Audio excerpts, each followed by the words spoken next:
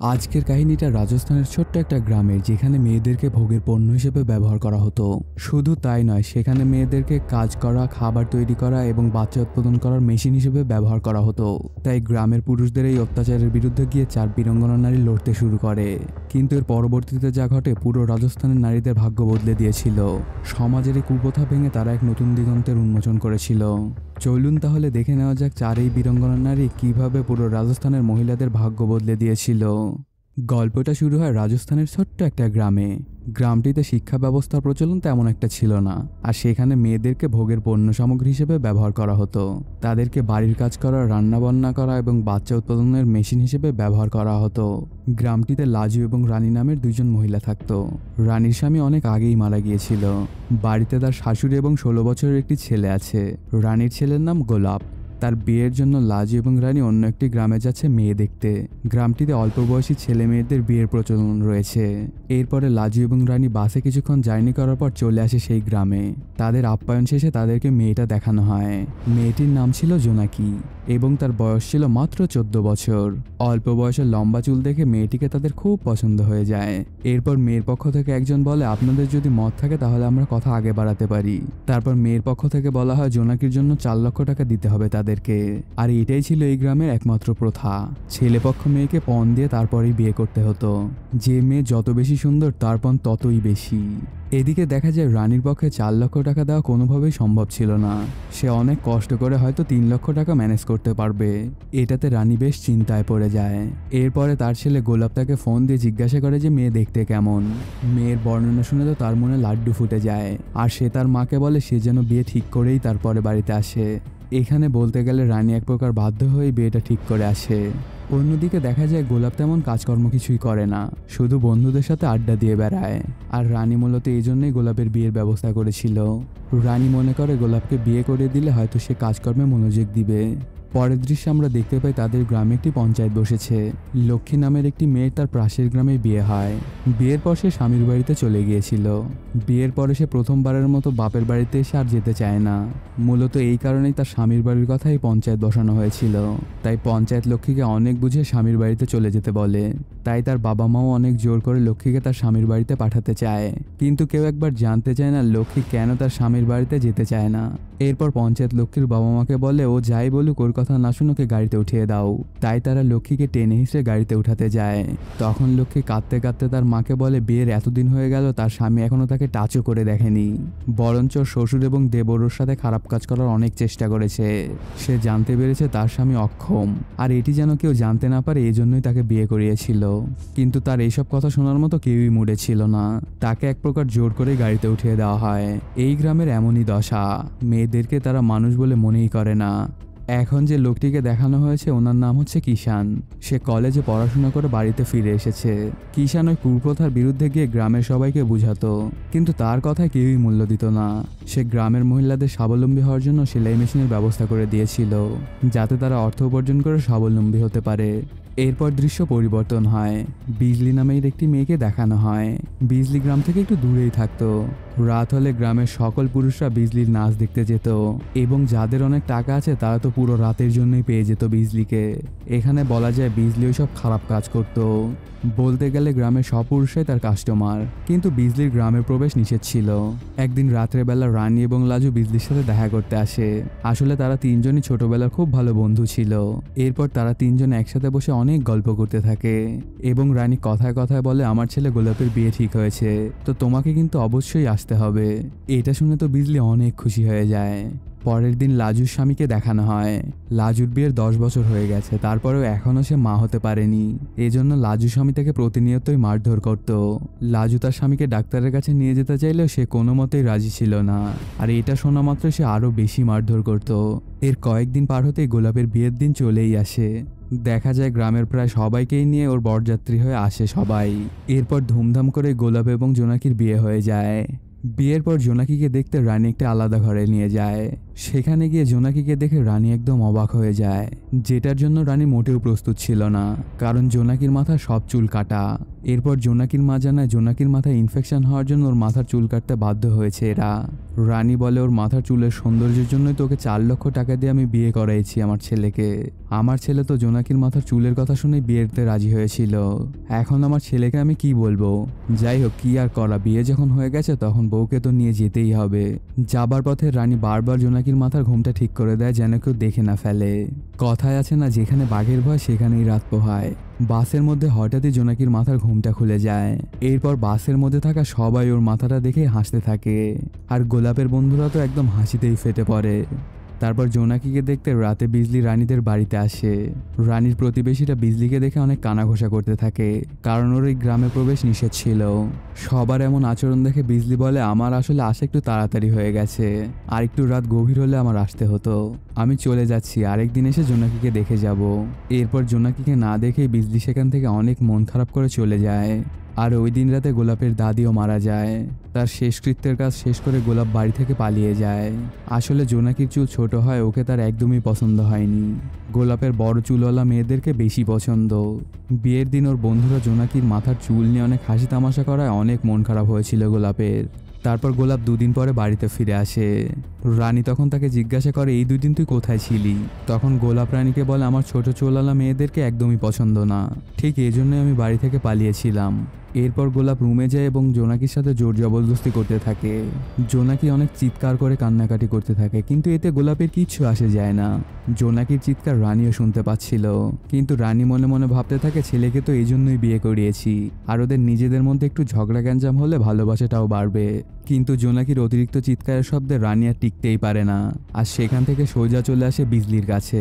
সেদিনের জন্য রানী বিজলির কাছে অনেক করে ক্ষমা চায়, কারণ সে ওকে একদমই আপ্যায়ন করতে পারেনি। এর পরের দিন গোলাপ শহরে যাবার কথা বলে বেরিয়ে যায়। রানী ওকে অনেক করে থামানোর চেষ্টা করলেও কোনো লাভই হয় না।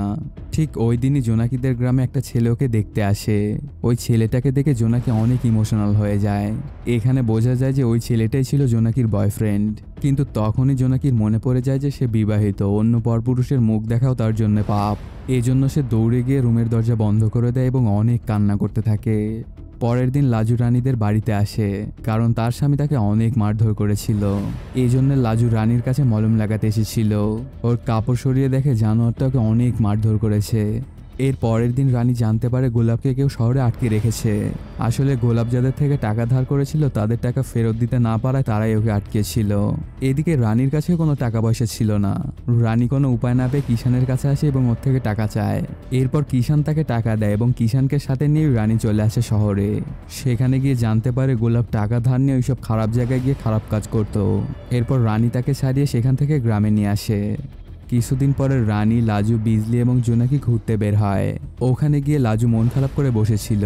এটা দেখে বিজলি ওকে বলে যে, তোর এত মন খারাপ কেন, কি হয়েছে তোর? বিয়ের 10 বছর হয়ে গেল কিন্তু আমি এখনো মা হতে পারিনি, আর এই জন্য আমার স্বামী আমাকে প্রতিনিয়তই মারধর করে। এটা শুনে বিজলি লাজুকে বলে যে, তোমরা ডাক্তার দেখাচ্ছ না কেন? সমস্যাটা তো তোমার স্বামীরও হতে পারে। লাজু বলে, ডাক্তার দেখানোর কথা বললে জানোয়ারটা আমাকে আরো মারধর করে, আর বলতে থাকে ছেলেদের আবার কিসের সমস্যা। বিজলি তখন লাজুকে বলে, তোমার আরেকটা উপায় আছে মা হওয়ার। আমি একটা সাধুকে চিনি, সেই সাধুর সাথে দেখা করলে হয়তো তুমি মা হতে পারবে। কিন্তু কেন জানি রানী লাজুকে সেখানে যেতে বারণ করে। তারপর ওর ফোনে একটা আননোন নাম্বার থেকে কল আসে এবং ওর সাথে ফ্ল্যাট করতে থাকে। ওরা অবশ্য ভালোই লাগছিল। এরপর ওরা 3 জন গল্প করতে করতে রানী বিজলিকে বলে, বিজলি তুমি এসব কাজ ছেড়ে দিলেই তো পারো। এখন তো তোমার শুধু গ্রামে আসা নিষেধ, কিছুদিন পর আরো বাজে অবস্থাও হতে পারে তোমার। দয়া করে তুমি এই কাজটা ছেড়ে দাও। এগুলো শুনে বিজলি অনেক রেগে যায় এবং বলে, রাতে ওই পুরুষরাই আসে আমার কাছে, আর দিনের বেলা সবাই সাধু সন্ন্যাসী হয়ে যায়, তাই না? আমি অন্যের কথা আর কি বলবো, একদিন তো তোমার ছেলে গোলাপি এসেছিল আমার কাছে। এটা শুনে রানী অনেক রেগে গিয়ে বিজলিকে একটা থাপ্পড় দিয়ে সেখান থেকে চলে যায়। এরপর বিজলি লাজুকে বলে, গোলাপ ঠিকই সেদিন আমার কাছে এসেছিল, কিন্তু আমি এক থাপ্পড় দিয়ে ওকে ভাগিয়ে দিয়েছি, কারণ ও তো আমার ছেলের মতোই, আর ওকে তো আমি জন্মাতেও দেখেছি। এর পরের দিন বিজলিকে লাজু ফোন দিয়ে জানায় যে সে সাধু বাবার সাথে দেখা করতে চায়। এই জন্য তারা সন্ধ্যার সময় চলে আসে ওই পাহাড়টার কাছে। তারপর লাজুকে নিয়ে বিজলি ওই সাধু বাবার কাছে চলেই আসে। ওখানে গিয়ে লাজু জানতে পারে যে সাধু বাবাটা আসলে বিজলির বয়ফ্রেন্ড। অন্য মানুষরা টাকা দিয়ে ওর কাছে মজা নিতে আসতো, আর সে আসতো সাধু বাবার কাছে। আর বিজলি তখন লাজুকে বলে সাধু বাবার সাথে সম্পর্ক করতে, কারণ তার মা হতে চাইলে এছাড়া আর কোনো উপায়ই নেই। লাজু সাধু বাবার দ্বারা বাচ্চা কনসেপ্ট করে তার স্বামীকে জানিয়ে দিবে যে সে বাবা হতে চলেছে, আর এতে তো তার স্বামীও কিছুই টের পাবে না। প্রথমে তো লাজু এতে রাজি হতে চায়নি, কিন্তু সে অনেক চিন্তা ভাবনা করে দেখে এছাড়া তো আর কোনো অন্য উপায়ও নেই। এরপরে এক প্রকার বাধ্য হয়ে লাজু সেই সাধু বাবার সাথে শারীরিক সম্পর্ক করে। পরের দিন জোনাকির বয়ফ্রেন্ড সেই ছেলেটি আবার ওদের গ্রামে আসে, কিন্তু রানী এবার তাকে দেখে ফেলে। ছেলেটি তাকে দেখা মাত্রই সেখান থেকে পালিয়ে যায়। ছেলেটি তাড়াহুড়া করার সময় ওর কাছ থেকে একটি বই পড়ে যায় এবং বইটিকে সাথে সাথে জোনাকি নিয়ে ঘরের মধ্যে চলে আসে। রানী এসব দূর থেকে সবই লক্ষ্য করে দেখছিল। এরপর একজন বয়স্ক লোককে দেখানো হয়। গোলাপের বিয়ের সময় এই লোকের থেকে অনেকগুলো টাকা ধার নিয়েছিল রানী, আর রানী একটা ট্রাঙ্কে করে টাকা জমাচ্ছিল তার সব ঋণ পরিশোধ করার জন্য। রানী সেই ট্রাঙ্কটি খুলে দেখে সেখানে কোনো টাকাই নেই। এটা দেখে রানী মনে মনে ভাবে জোনাকি হয়তো টাকাগুলো সরিয়ে ওই ছেলেকে দিয়ে পাঠিয়ে দিয়েছে। এরপর রানী জোনাকিকে জিজ্ঞাসা করে যে সেই টাকাগুলো সম্পর্কে সে কিছু জানে কিনা। জোনাকি উত্তরে বলে, আমি এই টাকা সম্পর্কে কিছুই জানি না মা। কিন্তু রানী তার কথা বিশ্বাস না করে তাকে অনেক মারধর করতে থাকে। এরপর গোলাপ বাড়িতে ফিরলে জোনাকি তাকে জিজ্ঞাসা করে যে সেই টাকাগুলো সম্পর্কে সে কিছু জানে কিনা। তখন গোলাপ তাকে আবারও মারধর করতে থাকে আর বলে, তুই আমাকে চোর বানাতে চাচ্ছিস। এক পর্যায়ে গোলাপ তার সাথে জবরদস্তি করতে চায়। এটাতে জোনাকি অনেক জোরে জোরে চিৎকার করতে থাকে। এটা দেখে রানীর তার বিবাহিত জীবনের কথা মনে পড়ে যায়। তার স্বামীও তার সাথে এইরকমই আচরণ করত। এরপর রানী গোলাপকে ঘর থেকে বের করে দেয় এবং বলে সে যেন কখনো আর এখানে না আসে। এরপর রানী একা একা বসে অনেক কান্না করতে থাকে। তারপর জোনাকি তার কাছে এসে বলে, মা আমি ওই টাকাগুলো সম্পর্কে কিছুই জানি না, আর ওই ছেলেটি আমার স্কুলের ফ্রেন্ড। জোনাকিও ছেলেটিকে ভালোবাসতো এবং ছেলেটিও জোনাকিকে অনেক ভালোবাসতো, কিন্তু তার বাড়ি থেকে হঠাৎ গোলাপের সাথে বিয়ে ঠিক হয়ে যায়। এই জন্যই তার বিয়ের সময় সে নিজেই তার চুল কেটে ফেলেছিল যেন বিয়েটা আটকে যায়, কিন্তু তার শেষ রক্ষার হলো কই। জোনাকির আসলে অনেক ইচ্ছে ছিল যে সে অনেক দূর লেখাপড়া করবে, এই জন্যই ছেলেটাকে বই দিয়ে যেত। অন্যদিকে দেখা যায় বিজলির কাছে রাজেশ নামের একজন কাস্টমার প্রতিনিয়তই আসতো। রাজেশের কথাবার্তায় বিজলি মনে করেছিল যে রাজেশ তাকে অনেক ভালোবাসে। একদিন রাজেশ বিজলির কাছে এসে বলে, চলো এখান থেকে আমরা অনেক দূরে কোথাও চলে যাই। এটা শুনে তো বিজলি অনেক বেশি খুশি হয়ে যায়। সে মনে করে যে তারা অনেক দূরে গিয়ে নতুন করে সংসার শুরু করবে, কিন্তু এরপরে তার খুশিটা নিমেষেই শেষ হয়ে যায়। তখন রাজেশ বলে, চলো এখান থেকে আমরা দিল্লিতে গিয়ে ব্যবসা আবার করে শুরু করি, আর তুমি পুরো দিল্লি রাজ করবে। এটা শুনে তো বিজলির অনেক খারাপ লাগে এবং সে রাজেশকে সেখান থেকে চলে যেতে বলে, আর ভাবতে থাকে পৃথিবীর সব পুরুষই আসলে একই রকম। এরপর পরই দেখা যায় রানী তার ঘর বিক্রি করে দেয় এবং সব ঋণ দেনা পরিশোধ করে ফেলে। অন্যদিকে দেখা যায় জোনাকি এবং তার বয়ফ্রেন্ড বাসে করে অনেক দূরে কোথাও চলে যাচ্ছে। আসলে রানী জোনাকির বয়ফ্রেন্ডকে ডেকে তার হাতে কিছু টাকা দিয়ে জোনাকিকে তুলে দেয়। এরপর রাত হলে লাজু তার স্বামীকে বাবা হওয়ার খুশির খবরটি দেয়। অর্থাৎ এখানে বোঝা যায় যে লাজু সেই সাধু বাবার দ্বারা বাচ্চা কনসেপ্ট করেছে। লাজু তার স্বামীকে বলে, এই বাচ্চার বাবা তুমি, আর তুমি এতে খুশি হওনি? লাজুর স্বামী খুশি হওয়ার পরিবর্তে তাকে প্রচণ্ড মারধর করতে শুরু করে এবং জিজ্ঞাসা করে, এই বাচ্চা কার? তুই কার সাথে খারাপ কাজ করে এই বাচ্চা নিয়েছিস? আর আমি জানি যে এই বাচ্চার বাবা আমি না, কারণ আমি তো কোনোদিন কোনো বাচ্চারই বাবাই হতে পারবো না। লাজু তখন তার স্বামীকে জিজ্ঞাসা করে, তুমি জানতে যে তাহলে তুমি বাবা হতে পারবে না কখনো, তাহলে কেন এতদিন তুমি আমাকে এত মারধর করতা? এসব কথা শুনে ওর স্বামী ওকে আরও মারধর করতে শুরু করে। রানী এসে দেখে লাজুকে তার স্বামী প্রচণ্ড মারধর করছিল। এরপর রানী লাজুকে বাঁচাতে ওর স্বামীকে ধাক্কা দেয়, আর ধাক্কা সামলাতে না পেরে লাজুর স্বামী আগুনে পড়ে যায়। লাজু তার স্বামীকে বাঁচাতে গেলে রানী তাকে টেনে নিয়ে আসে আর বলতে থাকে, এমন স্বামীকে বাঁচানোর থেকে না বাঁচানোই ভালো। লাজুর স্বামী ওর সামনেই মারা যায়। এরপর ওরা দুজন সেখান থেকে বিজলির কাছে চলে আসে এবং সব কাহিনী খুলে বলে ওকে। ওদের সব কথা শুনে লাজু, রানী এবং বিজলি মিলে বের হয়ে পড়ে শহরের উদ্দেশ্যে, তাদের জীবনটা নতুনভাবে শুরু করার জন্য, যেখানে থাকবে না কোনো বাধা বিপত্তি, অন্যায়, অবিচার। আর এই দৃশ্যটার মাধ্যমে সিনেমাতে এখানেই শেষ হয়ে যায়। আসলে আমাদের সমাজে এখনও অনেক মানুষ আছে যারা মেয়েদেরকে মূল্য দিতে জানে না। তারা মনে করে মেয়েদের জন্মই হয়েছে সংসারের কাজকর্ম করা, রান্নাবান্না করা এবং বাচ্চা উৎপাদন করার জন্য। আসলে সমাজে মেয়েদেরকে অগ্রাধিকার দিলে তারাও অনেক বড় পর্যায়ে যেতে পারে। তাই চলুন সময় থাকতে আমাদের সকলের চিন্তাধারা বদলাই। আপনাদের কাছে কি মনে হয় জানাতে কমেন্ট করুন। আর যদি এখনও চ্যানেলটি সাবস্ক্রাইব না করে থাকেন তাড়াতাড়ি সাবস্ক্রাইব করে নিন। দেখা হচ্ছে নতুন কোনো ভিডিওতে। Till then, সায়োনারা।